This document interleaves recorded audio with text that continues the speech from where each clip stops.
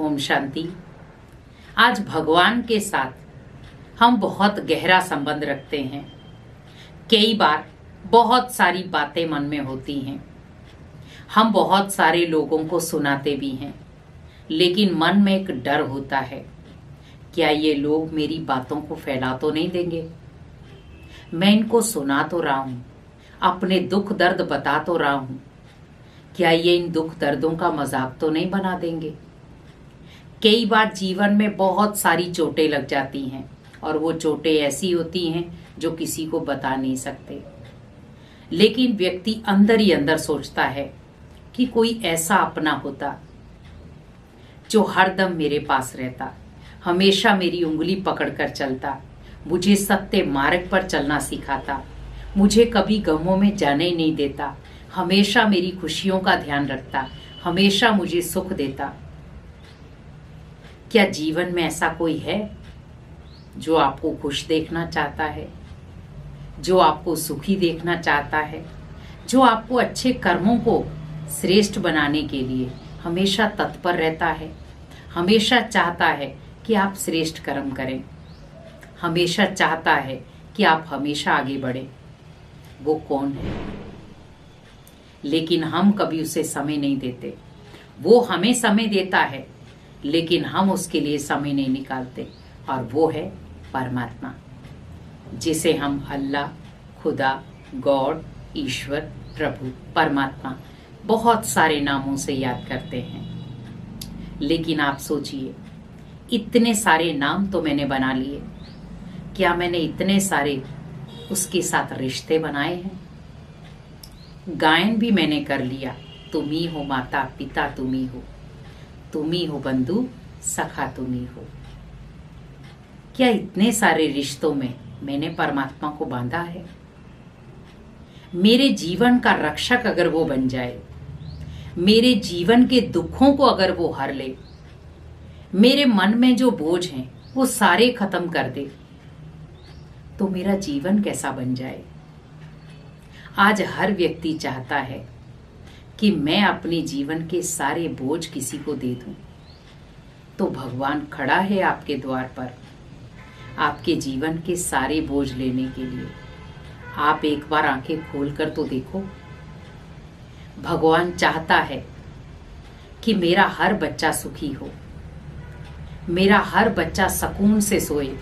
लेकिन आज हम सो तो रहे हैं, लेकिन बहुत सारी टेंशनों के साथ, बहुत सारी चिंताओं के साथ। किसी को परिवार की चिंता है, तो किसी को बिजनेस की चिंता है, किसी के पास धन कम है तो किसी को धन बढ़ाने की चिंता है, किसी को रिश्ता बचाने की चिंता है तो किसी के पास रिश्ता नहीं है उसकी चिंता है। आज आप सोचो, किसी को ये चिंता नहीं है कि भगवान से मैं दूरियां बना रहा हूं, भगवान दूर चला जाए, वो चिंता किसी को नहीं है। आज भगवान हमारे से दूर जा रहा है, भगवान को मुझे पास बुलाना है, ये चिंता नहीं है। आज लोग आप देखें, दिन भर कारोबार में तो व्यस्त रहना पसंद करेंगे, पर अगर उन्हें कहा जाए कुछ घड़ियां भगवान को दे दो, तो क्या कहते हैं? आज मैं बहुत थका हुआ हूं, मेरे पास फुर्सत नहीं है, मुझे थोड़ी देर आराम करने दीजिए। वो नींद में समय निकाल देगा, वो फोन करने में समय निकाल देगा, वो लोगों में उठने बैठने में समय निकाल देगा, मित्र संबंधियों में समय निकाल देगा, दोस्तों से मिलने में समय निकाल देगा। पर अगर कहा जाए भगवान के पास बैठकर कुछ घड़ियां उसके साथ बिता लो, तो तब क्या कहेगा? फुर्सत नहीं है या मैं थक गया हूं। तो आप सोचिए, आपकी मन की चार्जिंग भरने वाला कौन था? आपको शक्तिशाली बनाने वाला कौन था? भगवान, जिसको आप छोड़ के बैठे हैं।